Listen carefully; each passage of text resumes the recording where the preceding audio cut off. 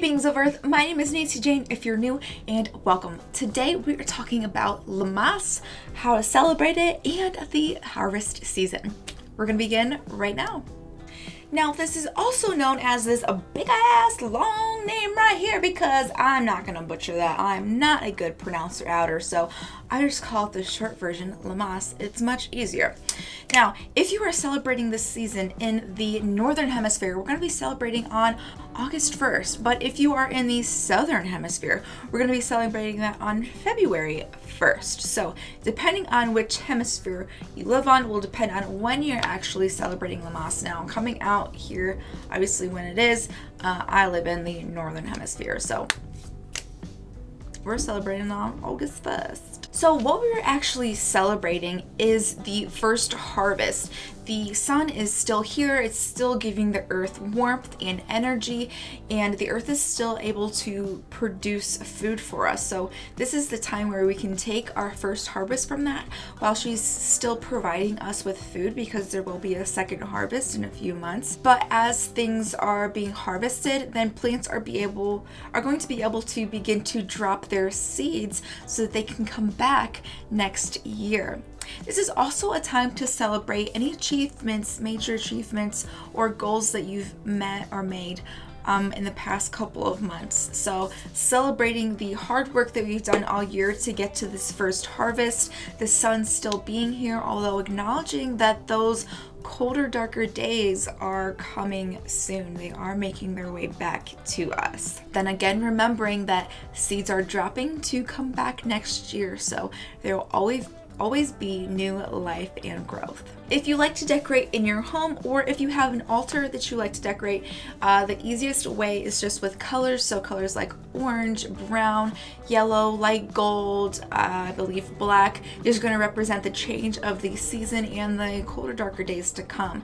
Now you can use candles, cloths, ribbons, even your clothes to represent all these colors. Crystals, of course, are always a great decoration and always great to have and use for their energies.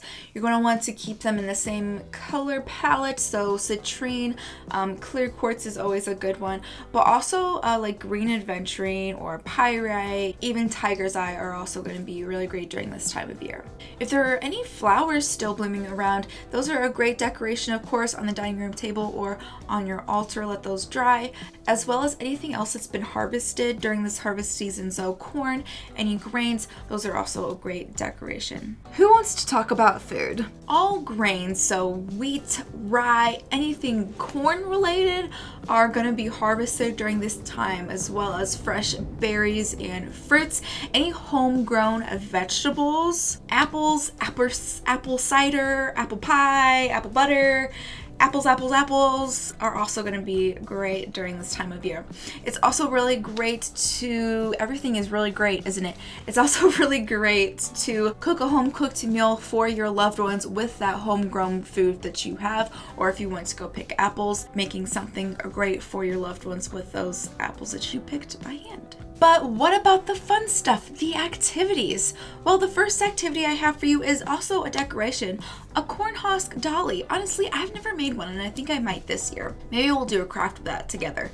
Let me know in the comment section down below what you think of that idea. But I do know that a corn husk dolly doesn't just have to be made out of corn husk. You can use anything else, anything that was left over from your harvest. So any grains or wheat sticks or twigs that you find, anything that you think might be incorporated really well. And while you are out picking up those sticks and twigs, be thinking about a besom if you are thinking about making a besom this season, or broomstick, because this is a great time to collect all of those as everything is just beginning to fall, and there are new available wooden pieces that you could definitely utilize for a besom or broomstick.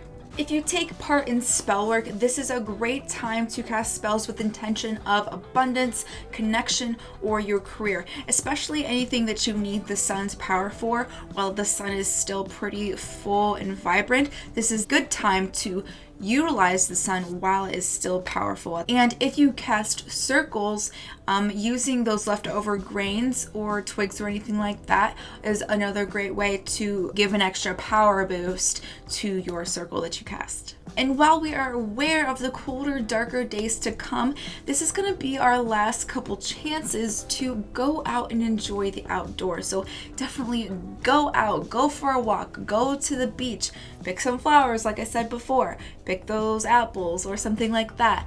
Just spend time with your friends and family outside, absorb that sunshine, enjoy the warmth while we still have it. Go for a bicycle ride, go for a picnic, or do some sports.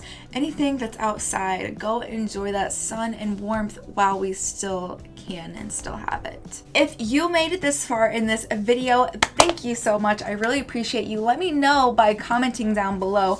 Tell me what your favorite fruit or vegetable is, and how do you plan on celebrating Lammas this year? Also, if you're interested in getting a citrine or pyrite or black tourmaline crystal to help celebrate this time of year, you can check out my crystal shop. I do sell some of them on there.